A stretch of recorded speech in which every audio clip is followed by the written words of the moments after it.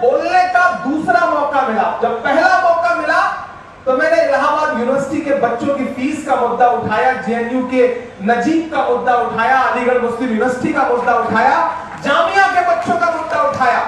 और जिस दिन मुझे दूसरी बार मौका मिला बोलने का, उस दिन मैं उपराष्ट्रपति महोदय के पास गया और मुझे कहा 0 आवर में मुझे 3 मिनट बोलने के लिए चाहिए, बहुत जरूरी एक मुद्दा है, बड़ी मुश्किल से वक्त मिलता है। जो सुबोधकांत सहाय साहब इस बात को समझते हैं। तो उन्होंने कहा कौन सा ऐसा जरूरी विषय है जिसमें तुम इतना जोर देकर के कह रहे हो कि मुझे समय चाहिए। मैंने कहा नहीं सर, मुझे 3 मिनट का समय चाहिए ही चाहिए, मुझे 0 आवर पे बात करनी है। तो बोले कौन से विषय पे बात करोगे? तो मैंने कहा सर मुझे बुनकरों पे बात करनी है। तो बोले ये एक अलग विषय है, इतना इसको 0 आवर में मत उठाओ, कभी जब पार्टी का समय मिले तो उसमें बोलना। मैंने कहा नहीं सर, मेरे लिए ये सबसे जरूरी विषय है, मुझे इस पे आवाज उठानी है, मुझे इस पे बोलना है।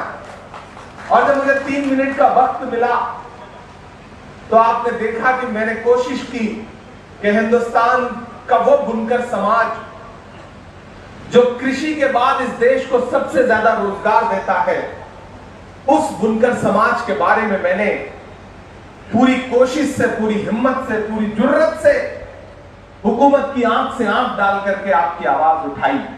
तब मैं आपके बीच में आया भी नहीं था, हमारा आपसे कोई डायरेक्ट कनेक्शन भी नहीं था, लेकिन मैंने पहले आपकी आवाज उठाई पार्लियामेंट में, फिर आपके बीच में आया हूं, क्योंकि ये मेरा बहुत दिन से ख्वाब था। हुकूमतों ने बहुत साजिश करके, बहुत प्लान करके वो छोटे छोटे उद्योग जो आपके परिवारों में चूल्हा जलाते हैं, जिसकी वजह से, जिन रोजगारों की वजह से, जिन उद्योगों की वजह से आपको किसी के सामने हाथ नहीं फैलाना पड़ता, हुकूमतों ने पूरी साजिश से उसे बर्बाद करने की कोशिश की है और बहुत हद तक कामयाब हुए हैं। मैं महाराष्ट्र से सांसद हूं, मैंने देखा है कि किस तरह से भिवंडी में तकरीबन कोरोना के दौरान 2 लाख से ज्यादा पावर लूम की मशीनें कबाड़ में बिक रही हैं। मैं आज यहाँ इरवा में खड़ा हूं, मैं 2 तारीख को मालेगांव जा रहा हूं बुनकर सम्मेलन के लिए। मालेगांव में 50,000 से ज्यादा बुनकर उस सम्मेलन में होंगे उस दिन।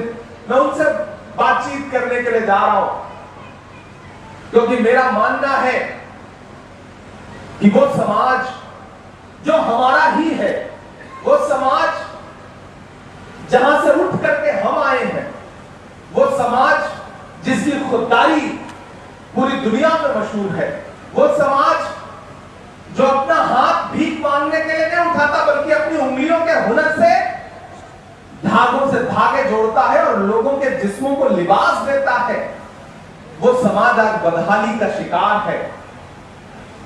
और उसकी बहुत सारी वजहें हैं। मैं यहां अपने सारे सियासी साथियों को सुन रहा था, मंत्रियों को भी सुना, विधायकों को भी सुना। देखिए बहुत तकरीरें हो चुकी, अब सिर्फ तकरीरों से काम नहीं चलेगा, तकरीरों से पेट नहीं भरेगा, हमें लड़ना पड़ेगा, अपनों से भी लड़ना पड़ेगा, अपनी सरकार से भी लड़ना पड़ेगा और ये कहना पड़ेगा कि नहीं, ये करके देना पड़ेगा आपको, क्योंकि ये हमारा हक है। मैं अभी अनवार साहब से बात कर रहा था। अनवार साहब, मैं आपको दावत देता हूं, राहुल जी कल यूएसए जा रहे हैं, अमेरिका जा रहे हैं, उनके प्रोग्राम लगे हुए हैं, वो लौट के आए तो आप एक डेलीगेशन बनाइए बुनकर प्रतिनिधियों का। मैं राहुल गांधी जी से भी आपकी मुलाकात करवाता हूं और उनके सामने बैठ करके अपनी बात रखिए, और जहां हमारी हुकूमतें हैं कम से कम हम वहां इस समाज को इंसाफ जरूर देंगे, हमारी जिम्मेदारी है। मुझे खुशी है कि आपने सतरंगी चादर की बात की, बन्ना गुप्ता जी ने तुरंत ये बात बताई कि रिम्स में ऑलरेडी ये नियम बन चुका है और वहां सप्लाई हो रही है। ये बहुत खुशी की बात है। मैं चाहता हूं कि बन्ना गुप्ता जी के लिए, स्वास्थ्य मंत्री के लिए एक बार जोरदार ताली बजाएं। लेकिन अगली बार मैं ताली बजवाने आपसे और दुआएं दिलवाने एक बार फिर आऊंगा, तब जब राज्य के भी अस्पतालों में, तमाम डिस्ट्रिक्ट अस्पतालों में भी ये योजना लागू हो जाएगी, और लागू हो जाएगी। बन्ना जी को सारे हुनर आते हैं, बन्ना जी जिस दिन सीरियसली चाह लेंगे कोई रोक नहीं पाएगी, कोई सरकार उन्हें नहीं रोक पाएगी, मैं ये बात जानता हूं।